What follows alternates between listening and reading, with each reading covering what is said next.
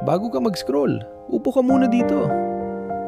Kasi dito sa channel na to, mga kwentong totoo ang lasang ikakwento ko. Pag-ibig na hindi perpekto, pero totoo. Kwento ng mga ordinaryong Pilipino. Kagaya mo, kagaya ko. Kaya kung handa ka na, kumuha ka ng kape mo at simulan na natin. Ito ang kwento ng kinuha ng office mate ko ang singsing ko.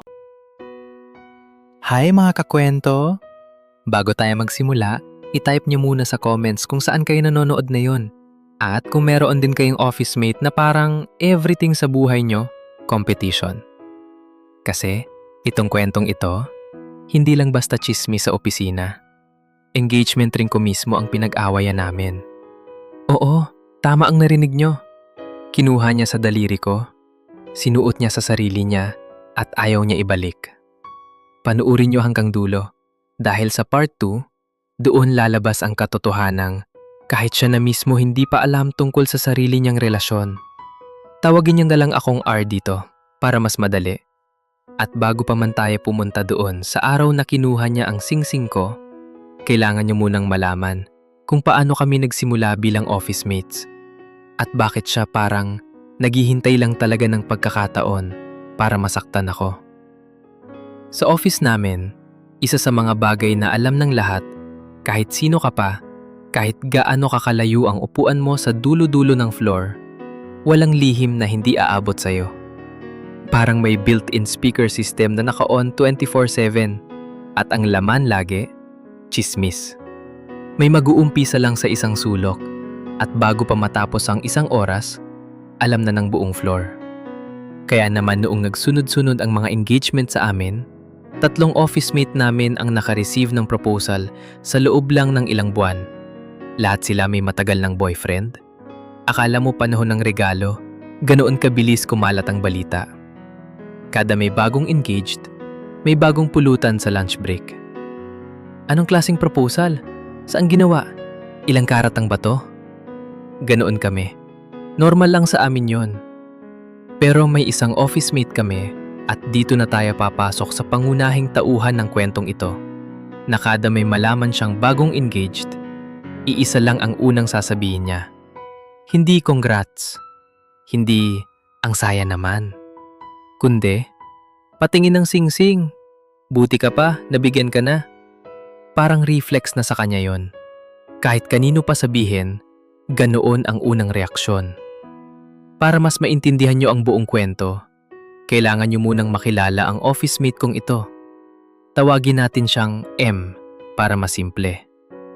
Si M at ang boyfriend niya, 10 taon na sila. 10 taon, hindi biro yon. Kaya naman in fairness, naiintindihan namin bakit siya medyo sensitive sa topic na to. Kung ako rin siguro sa sitwasyon niya, 10 taon nang magkasama, tapos may mga bagong-bagong lang na relasyon pero naunahan ka na sa proposal, medyo mahihirapan din akong hindi mainggit. Pero ang problema, hindi lang niya minsan sinasabi ang nararamdaman niya. Palagi. At palagi rin niya akong sinisingit sa mga sinasabi niya. Kapag may bagong engaged, titignan niya ako, tapos sasabihin niya, in front of everyone. Okay lang kami ni R. 2 taon na kami, wala pang singsing. Pero sobrang iinggit talaga ako kapag pati siya bibigyan na ng singsing. Sa una, tinatawanan ko lang. Sinasabayan ko pa nga siya sa biruan. Kasi normal naman yun, di ba? Magkaibigan naman kami, kahit papaano. Hindi ko naman inisip na darating ang araw na literal ha, kukunin niya ang singsing ko sa sarili kong daliri. Ngayon, dito na tayo pupunta sa simula ng lahat. Birthday ko noon. Ordinary day lang sana sa akin. Cake, konting greeting sa office, ganoon lang ang inaasahan ko. Pero ang boyfriend ko, may plano pala siya. Sa gabi, pagkatapos ng simpleng dinner, doon niya ako pinroposean. Hindi ko nahugutin pa ang detalye ng buong proposal dahil hindi naman yun ang puso ng kwentong ito. Ang punto lang, Oo, sinabi ko oo at umuwi ako galing sa dinner na may bagong singsing sa daliri. Excited ako, sobra. Pagdating ko sa bahay, hindi ako makatulog sa saya. At syempre, alam kong pagpasok ko sa office kinabukasan, alam na ng lahat. Kasi ganoon nga kami. Walang lihim ang floor namin. At tama nga ako. Pagpasok ko sa building, nararamdaman ko na ang tingin ng ibang office mates. May mga smile, may mga thumbs up, may bumulong pa nga sa kasamahan niya. Alam ko na kalat na ang balita bago pa man ako makaupo sa sarili kong desk. Pero ang di ko inaasahan, si M pala, nakaupo na sa area ko. Naghihintay siya sa akin. Pagkakita niya sa akin, tumayo siya. Tapos sabi niya, may kasamang ngiti pero alam niyo yung ngiting hindi umaabot sa mata. Ganon. Patingin nga ng singsing. Pati ba naman ikaw? Ano na ako? Sabi ko, sinabi ko naman, medyo nahihiya pa rin akong ipakita kasi feeling ko mainggit siya lalo. Pero inabot ko rin naman ang kamay ko kasi wala naman akong dapat ikahiya, di ba? Ipinakita ko lang. Sa ibang mga office mate namin na nag-e-engage din kamakailan, tumitingin lang naman siya sa singsing nila. Tumatawa, magbibiro, ganun lang. Pero sa akin, at ito yung parteng hanggang ngayon, hindi ko pa rin masyadong maintindihan. Bigla niyang hinawakan ang kamay ko. Tapos sa isang mabilis na galaw, tinanggal niya ang singsing sa ring finger ko. Kaya niya siyang tanggalin ng ganoong kabilis. Dahil, totoo naman, medyo maluwag pa yun sa akin. Kailangan ko pa sana ipa-adjust. Pero hindi ko inaasahan na yun mismo ang gagamitin niya laban sa akin. Bago ko pa man nagawang magreklamo, isinuot na niya agad sa sarili niyang daliri. At dito talaga ako natulala. Akmang-akma sa kanya. Sukat sa akin ha, sabi niya habang iniikot-ikot ang kamay niya. Tinitignan ang singsing sa ilaw. Mas bagay pa nga sa akin to kasi maputi ako eh. Tumawa siya. Parang biro lang. Pero alam kong may kalaman yung sinabi niya.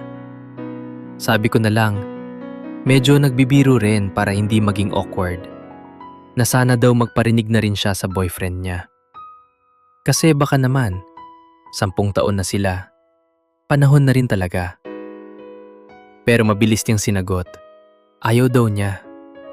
Ayaw daw ng boyfriend niya na nagpaparinig siya about wedding proposal. Learn to wait, ang sabi lang daw sa kanya. Tumanggo-tango na lang ako. Wala akong masabi. Pero sa isip ko noon, medyo naiwan yung linyang yon. Learn to wait. May something doon na hindi ko pa naiintindihan noon. Pero mararamdaman nyo rin habang tumatagal ang kwentong ito. Ngayon, dito na papasok ang parte na kahit ako, medyo nagtataka pa rin ako sa sarili ko hanggang ngayon. Dahil hindi pa ako sanay na may nakasuot akong singsing sa daliri. First time ko yun, di ba? Hindi ko namalayan na pagbalik niya sa sarili niyang area, kasama niya pa rin pala yung singsing ko. Nakalimutan ko na lang. Akala ko na ibalik na niya sa akin. Kasi busy din ako sa mga bati-bate at ibang office mates na gustong makita ang singsing. Tuloy-tuloy ang umaga. May mga ginawa akong trabaho, may mga sinagot akong emails, at yung excitement ng birthday at engagement, sobrang dami kong naiisip. Kaya hindi ko na masyadong na-notice na wala na sa akin ang singsing. Hanggang sa dumating yung meeting namin. Habang naghihintay kami para magsimula yung meeting, tinignan ko yung kamay ko. Parang instinct na lang. Gustong makita ulit yung singsing. Wala. Bumilis ang tibok ng puso ko. Sinilip ko sa bag ko, sa pocket, sa mesa ko. Wala talaga. Tapos, saka ko lang na-realize, si M, kanina, sinuot niya yun. Hindi na ibinalik. Hindi ko na hinintay pa yung dulo ng meeting. Pagkatapos ng ilang minuto, nag-chat na ako sa kanya. Sinabi ko lang na, pakiingatan yung singsing. Akala ko naman kasi, nasa kanya lang muna habang tinitignan niya. Hindi ko akalaing hahawakan niya yon ng buong umaga. Pero yung reply niya, parang wala lang. Parang hindi importante yung hinihiling ko. Lunchtime na makalapit ako sa kanya. Diretso ko na siyang nilapitan. Sinabi ko na kunin ko na lang yung singsing. Kasi kailangan ko na rin talaga i-adjust yon sa jewelry shop. Pero ayaw niyang ibigay. Sa halip, pagkatanggal niya sa daliri niya, biglang hinagis niya sa sahig. M, bakit mo hinagisin? Engagement ring yun. Wala siyang sinabi. Umalis lang siya. Parang wala lang. Parang normal na bagay ang ginawa niya. Naiwan ako nakatayo. Gulat. Hindi makamove. Tapos, naramdaman ko na kailangan ko na hanapin yun. Mabilis. Bago pa may makatapak o matabunan ng ibang gamit. Buong lunchtime, doon ako naupo sa sahig malapit sa area niya. Hinanap ko sa ilalim ng mga drawers, hinanap ko sa mga sulok, hinanap ko sa paligid ng mga upuan, sa ilalim ng mesa niya, kahit saan na maabot ng mata ko. Wala. Madilim din kasi yung area namin tuwing lunchtime. Nakapatay yung ibang ilaw para makatipid, kaya mas mahirap pa maghanap. Nagsusuot pa ako ng flashlight mula sa phone ko. Hinahagilap ko bawat sulok, bawat gilid. Wala pa rin. Hindi ko masabi kung talagang hindi niya hinagis o hinagis niya pero may kinuha na palang iba. Ang alam ko lang, oras na yun lumipas, mas lalong gumibilis ang tibok ng puso ko at mas lalong lumalaki yung inis ko. Dahil dun sa inis at siguro medyo panic na rin, ginawa ko yung isang bagay na hindi ko inaasahang gagawin ko. Nag-message ako sa boyfriend niya. Hindi kami close ng boyfriend niya, pero magkaibigan kami sa Facebook. Yung tipong nag-uusap lang kapag may common friends na event o ganon. Pero sa sobrang inis ko nun, wala na akong ibang naisip kundi siya. Sinabi ko sa kanya na pakisabihan na lang si M na ibalik sa akin yung singsing ko. Respeto naman sana, sabi ko. Binigyan ko pa nga ng konting biro yung message ko. Sinabi kong, bigyan mo na rin kasi siya ng singsing para hindi na siya mainggit sa dami ng na-engage sa amin. Akala ko, simple lang yung sasagutin niya. Sige, pagsasabihan ko. O kaya, ay sorry, kukunin ko. Ganun lang dapat. Pero ang sagot niya, hindi ko inaasahan. Ang igsi lang, pero sobrang bigat ng kahulugan. Nope, not sooner. No plans. Yan lang. Wala nang iba. Wala siyang paliwanag, wala siyang emoji, wala siyang follow-up message. Basta, yun lang ang sagot. Sa una, hindi ko agad na-gets ang buong bigat ng sinabi niya. Akala ko, sagot lang yun sa hiling kong ibalik yung singsing. Pero habang binabasa ko ulit-ulit, doon ko na-realize, hindi yun tungkol sa singsing ko. Sinasagot niya rin pala yung biro kong, bigyan mo na siya ng singsing. At ang sagot niya, malinaw. Wala siyang balak. Ni minsan. Naupo na lang ako. Hawak ang phone ko. Hindi ko alam kung ano gagawin ko sa impormasong yon. Kasi ngayon, alam ko na yung isang bagay na si M. Yung kaibigan kong 10 taon na sa relasyon. Yung palaging nagsasabing, okay lang kami wala pang singsing. Hindi niya alam. At ako, hindi ko alam kung dapat ko ba siyang sabihan. Sa puntong yon, alam kong lumaki na yung problema. Hindi na lang basta tungkol sa nawawalang engagement ring ko. May mas malaking bagay na na-uncover ako.